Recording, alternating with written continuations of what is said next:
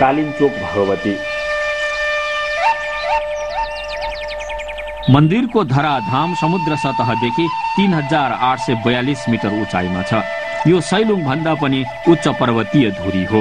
महाभारत पर्वत वा पहाडी खण्डका डाँडाहरूमा यो सबैभन्दा अग्लो हो। मन्दिर परिसरबाट चारै दिशाको दृश्य खुला देख्न पाइन्छ।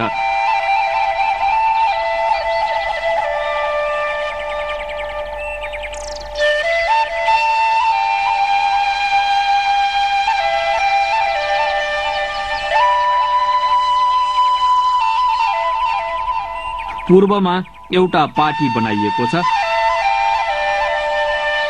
अलि पर खुला चौर खण्ड छ। पश्चिमका पाटन जस्ता देखिने चौरमा यहाँ हिउँदमा हिउँ पर्दा हिउँ खेल खेल्न सकिन्छ।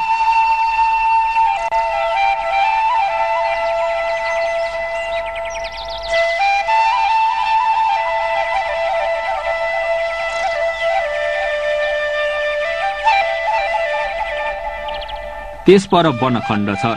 वन उता तामा कोसित, लामा बगर, रामदाङ बेगिङका बान्कीहरू छन्।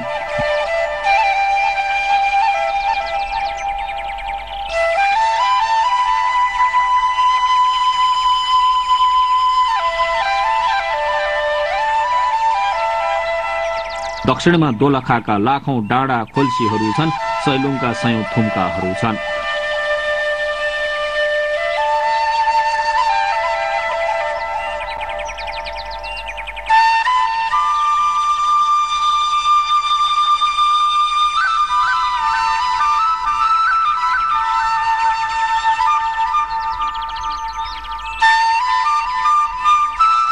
पश्चिममा सिन्धुपाल्चोकका डाँडा र नद नदीहरू छन्।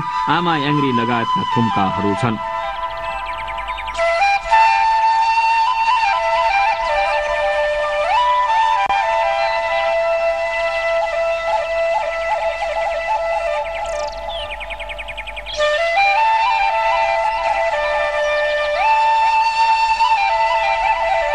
उत्तरी क्षेत्र त झन् झलझलाकार छ। उत्तरमा बिगुको टासी गुम्बा, आनी प्रशिक्षण केन्द्र, आलम्पु, बहुला पोखरी लगायतका पहाडी खण्डहरू छन्।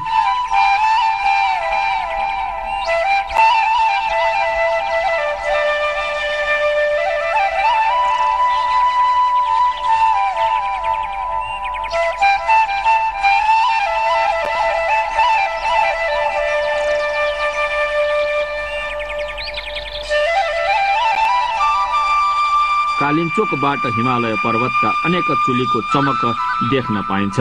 हिमाली खण्डको मोहनी यहाँबाट बिछट्टै राम्रो देखिन्छ।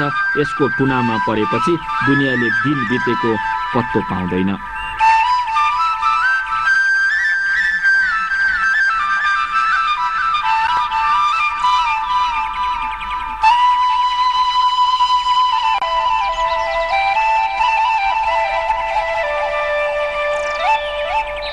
पश्चिमी खण्डमा तीर्थालु बस्नका लागि एउटा पाटी बनाइएको छ। यो पाटी नहुँदा अघि तीर्थालुहरू पहराका कोप्चेरामा बसेर दिन बिताउँथे। रातभर त्यहाँ सुतेर भोलिपल्ट भगवतीको दर्शन गर्दथे।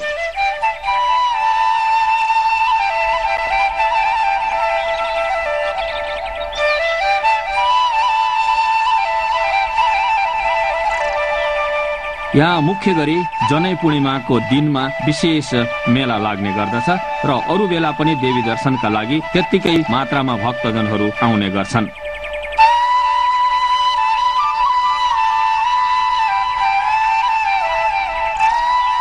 पूर्वमा चुओयुदेखि पश्चिममा गणेश हिमालसम्मका हिम चुचुराहरूमा आँखा फेरि फेरि डुलाउँदा मन अमन भएर अडिन्छ। चुओयु यता कार्योलुङ उभिएको छ। नुम्बुर चुली ठडिएको छ। पिग फेरागो देखिएको छ। चुगी मागो चुलिएको छ। मेलुत्सेले मुन्टो उठाएको छ। गौरी शङ्कर शिखरले गिरी गौरव बढाएको छ। चोबा भाम्रेले हिमालमा भव्यता थपेको छ। पूर्वी घ्याचुले हिमालमा श्वेत फूल फुलाएको छ। दोर्जे लाक्पा तथा युगल हिमालले मिलनको मस्तक ठड्याएका छन्। सिसापाङमा शिर उचालेर बसेको छ। लाङटाङ लिरुङ हिम आभूषणमा चम्केको छ। अरू ससाना चुलीहरूको चमक चिनारी पनि भिन्दै छ।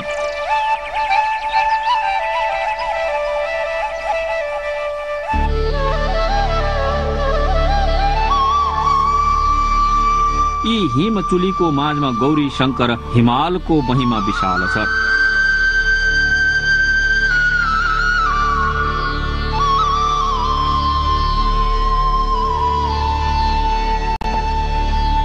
यो दोलखाको मात्र होइन, सम्पूर्ण नेपालीको प्रतिष्ठा हो। नेपाली मानक समयको बिन्दु बनेको यो हिमचुली पुरै हिमालय पर्वतको गहना हो। मानव जातिको चिनारी हो, सृष्टि संसारको सारांश हो।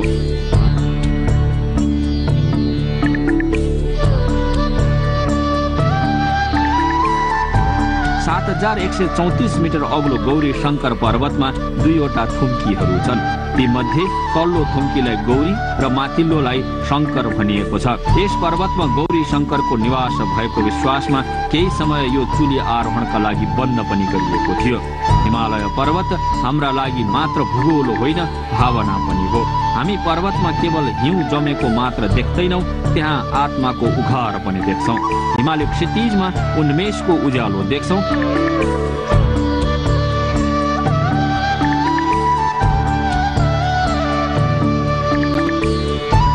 त्यसैले हामी पर्वत धुरीमा गौरी शंकर पाउँछौं। हामी त आमा डब्लबमा आमा देख्छौं, झेमोलिङमामा माता देख्छौं, आमा याङ्ग्रीमा जननी देख्छौं, अन्नपूर्णामा देवी देख्छौं, सैपालमा शैलपुत्री देख्छौं। त्यति मात्र होइन, कञ्चनजङ्घामा सहदेव देख्छौं, चोओयुमा हजुरबा देख्छौं, लमजुङ हिमालमा साधु देख्छौं, नीलगिरी धवलागिरीमा गुरु देख्छौं, कैलाशमा शंकर देख्छौं, मनासलुमा अन्तर्मनको मुहान देख्छौं। हिमाली भूमि रित्तो छैन, यी त सृष्टिका मुहानहरू हुन्।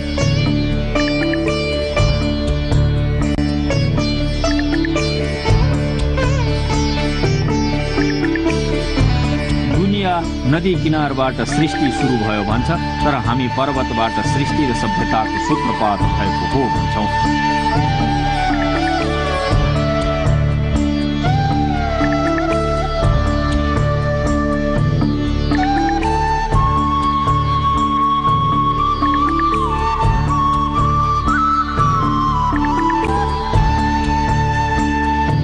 हाम्रा आदि पुर्खा पर्वतमा छन्, तिनकै आधारमा पर्वतीय नाउँहरू छन्।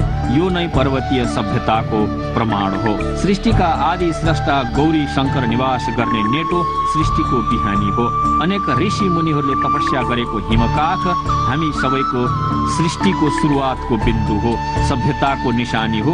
कैलाश होस् या कञ्चनजङ्घा, पामीर होस् वा नाङ्गा पर्वत, यी उत्पत्तिका स्तम्भहरू हुन्। समुद्र छोएर यी शिखरहरू सृष्टि गर्न उभिएका छन्। रचना सजाउन गौरी शंकर शिखरमा बसेका छन्। यहाँबाट सृष्टिको सार अन्यत्र प्रसार भएको हो।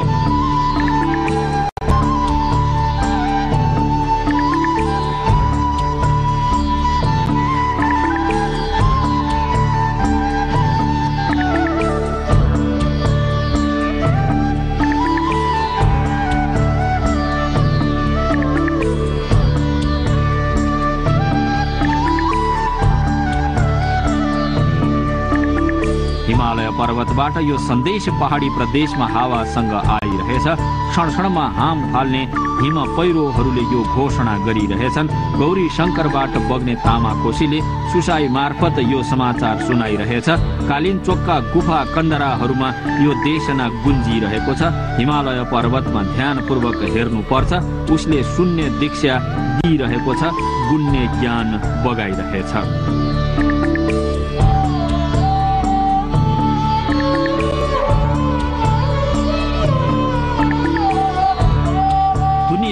दोलखाको दैलामा उभिएर गौरी शंकर हेर, देखिने दृश्यसँगै एउटा सुनिने सन्देश आइरहेछ।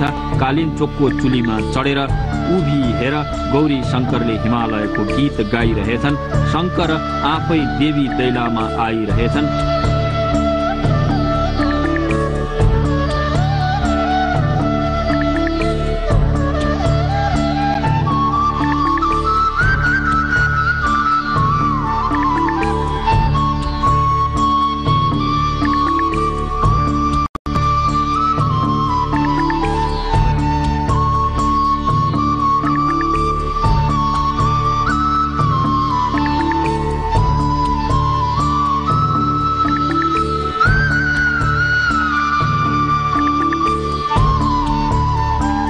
शीतल जलको कल्याणले पर्वतहरू सजाइरहेछन्, पार्वतीको प्यारो बगैँचा बचाइरहेछन्।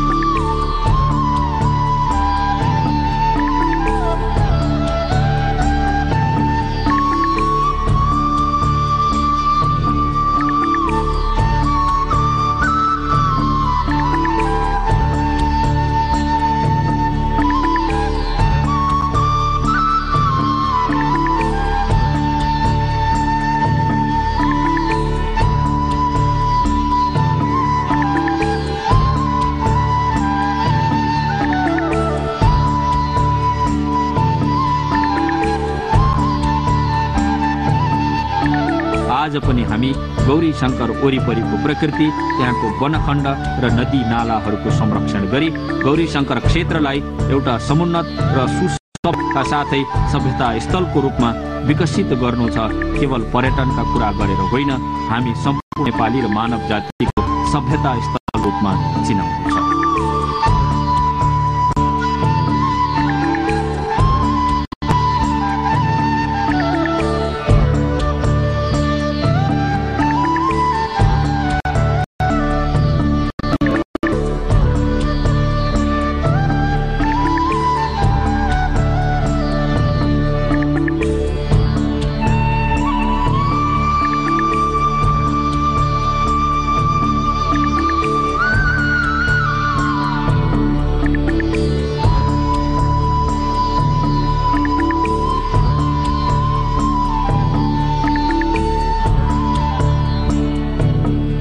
जय